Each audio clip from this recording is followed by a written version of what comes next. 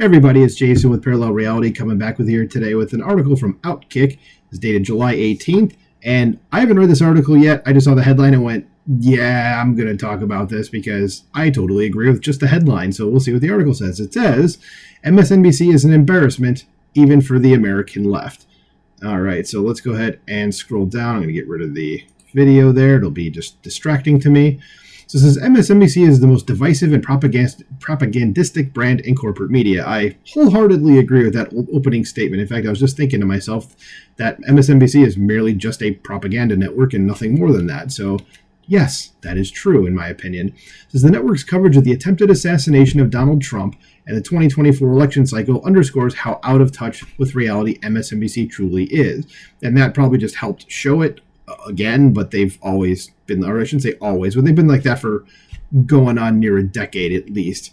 So it says MSNBC does not cater to left-leaning viewers anymore. The channel panders to extremists, leftists on the fringe. Correct. It says let us start with Joy Reid, the nastiest pundit in all of television, and who I would say is probably, if not the most racist person on television, second to Sunny Hostin. And if Joy Reid is first, then Sunny is second. It's between the two of them. So she started off the week by suggesting Trump bore the consequences of promoting violence during a discussion about the assassination attempt. Political violence, it's so dangerous that you cannot avoid the consequences of it, even if you're one of the people promoting it, Reid said about the shooting.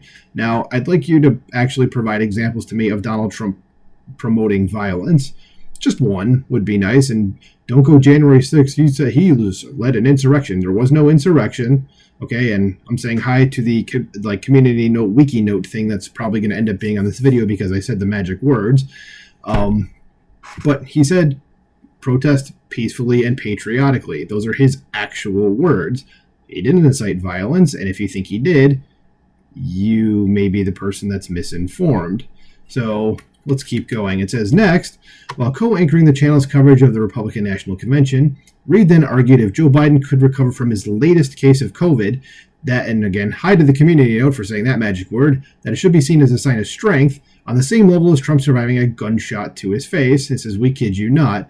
And then embedded tweet here from Piers Morgan, who I don't always agree with. I think he's kind of bombastic, and that puts me off, but he seems to be pretty common sense, though.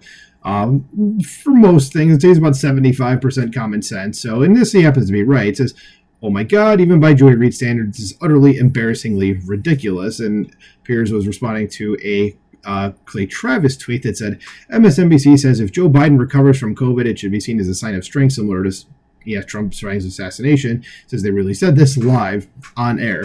Yes, because those things are the same, Joy. I had the sniffles and I recovered, or I got shot in the face. Clearly, those two things are on the same level, you absolute freaking spoon.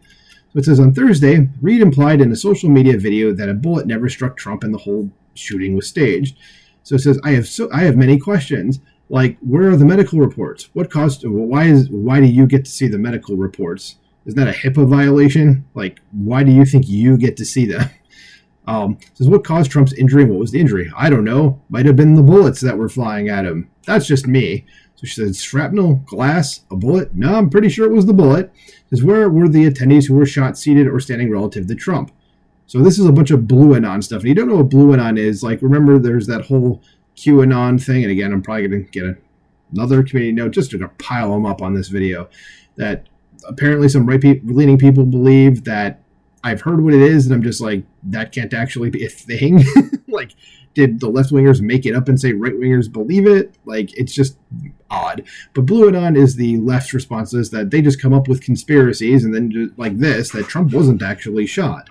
Which, again, if you were watching it live on TV, you saw it with your own eyes. So this is Blue Anon coming to the forefront here. So she continued by saying, why was Trump allowed to stand and pose for photos, fist pumping for nearly 10 seconds while asking about his shoes when there could easily have been additional shooters? How did the gunman manage to get on the roof of the building where the local police were literally inside? And we're asking the same questions there, Joy. It says, Outkick asked MSNBC if it had a comment on Reid pushing the officially debunked teleprompter theory. Unfortunately, the network did not respond, and I would bet even a few days later from this article, I'm recording this the day after this article came out, yeah, I'm sure they still haven't responded, doubt they ever will. That if Joy Reid were not a black woman, she would have been fired years ago. Correct. specifically after she posted homophobic comments to her blog and laughably blamed the post on a hacker. Yeah, if you don't remember that, people, and spread that message far and wide. Yeah, she like, they found a blog of hers that was like older, I guess. It wasn't anything recent. And she just basically, like, where she posted a lot of super inflammatory, like, Istonphobic things. And then when she was caught about it and called out on it, she was like, yeah, she was hacked. So it's one of those usual, like, oh, no, I was hacked. Like, no, you weren't. Okay. So we're going to skip the tweets there, or the embedded tweets, because it goes over what we already said. So it says, Rachel Maddow, who is slightly less bigoted than Reed and significantly more successful, both of those statements are true, also put on her journalism cap for the RNC.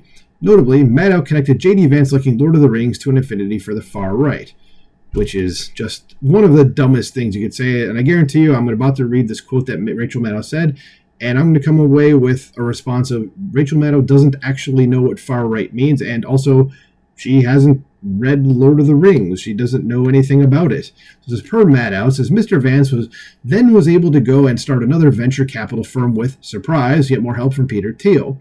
Like Mr. Thiel, who has named his companies after things in the Lord of the Rings series of J.R.R. Tolkien books.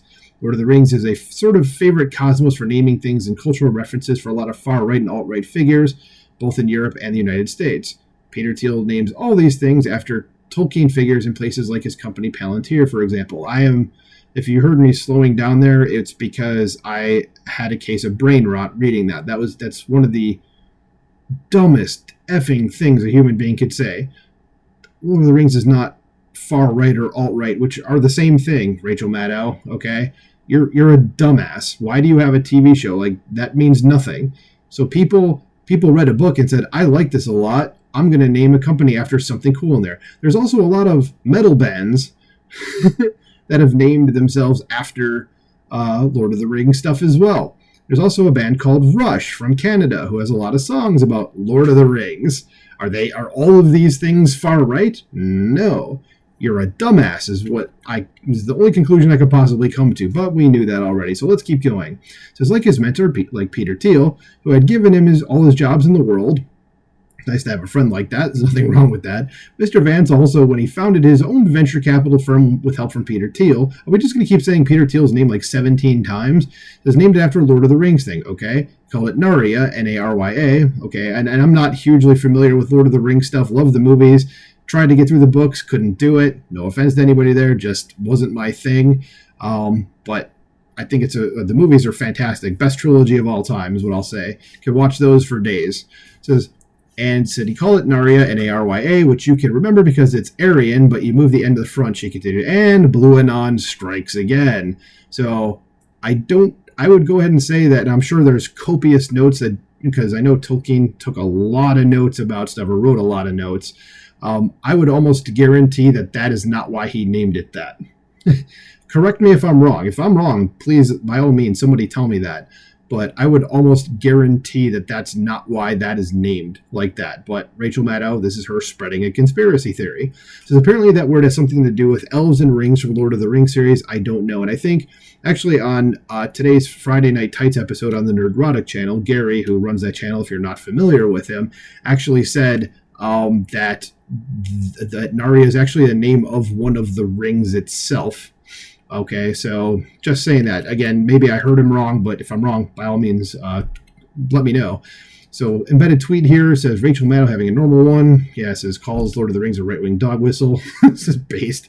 There you go. It says, refers to Gandalf's ring of power, Narya, and says, okay, so it is a ring. And says, it's Aryan, but he just moved the end. Says, hard-hitting mental breakdown goblin activity here. Yeah, Rachel Maddow, not a smart person. So it says, does that make Game of Thrones far left? We just asked the questions. And we have more questions. It says, on Wednesday, Rachel Maddow's backup Alex Wagner accused Vance of dropping an Easter egg of white nationalism by mentioning that he hoped to be buried in his family's plot in Kentucky. Nothing says white nationalism like saying, I want to be buried with my family. And me, who's someone who's older than J.D. Vance, would want to be buried with my family as well. That's not white nationalism to say it. But Alex Wagner is a communist. She actually is. You can go look up her stuff. She's, again, another one of these leftists that is just dumb because leftists are stupid. So the article says this is not satire. We assure you. It says, according to Wagner, I know that there was not the same red meat, sort of blood and soil nationalism that you might hear in, I don't know, other parallel universe Republican conventions. That's a lot of word salad here.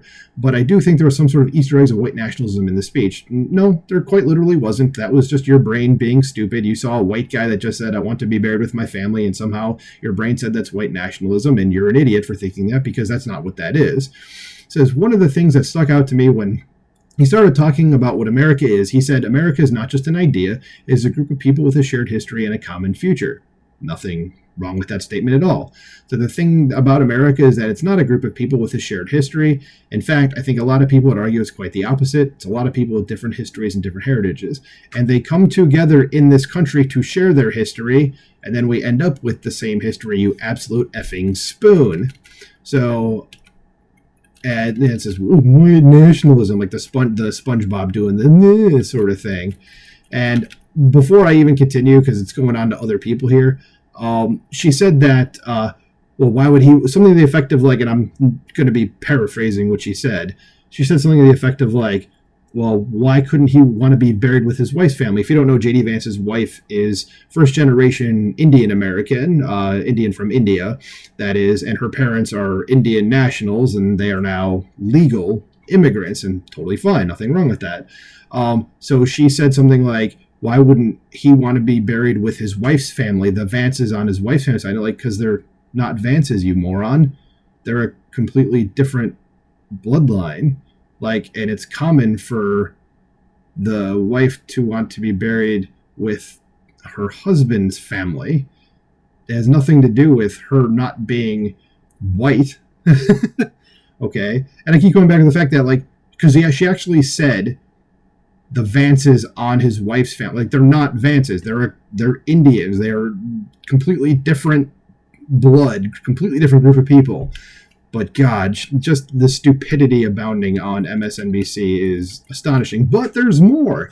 So how about MSNBC host Michael Steele, who frequently accuses MAGA Republicans of spreading baseless conspiracy theories? And by the way, this guy was a former Republican National Committee chairman. Okay, he's kind of like the token Republican that they have on MSNBC, so they can be like, yeah, we have a right-winger on our show, and he's not right-wing at all. So it's been 3 days, going on 4, since this horrific event occurred, Steele said on the network Tuesday. So the assassination, I assume, is what he's referring to. So the person lost their life. 2 have been severely injured. And by the way, this is Michael Steele as I see this tweet down here, this dude right here.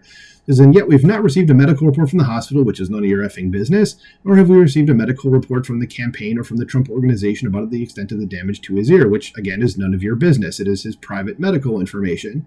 If he was shot by a high caliber bullet, there should probably be very little ear there, and you don't necessarily know that. I am no gun expert, but you can't know that, and I doubt Michael Steele is a gun expert.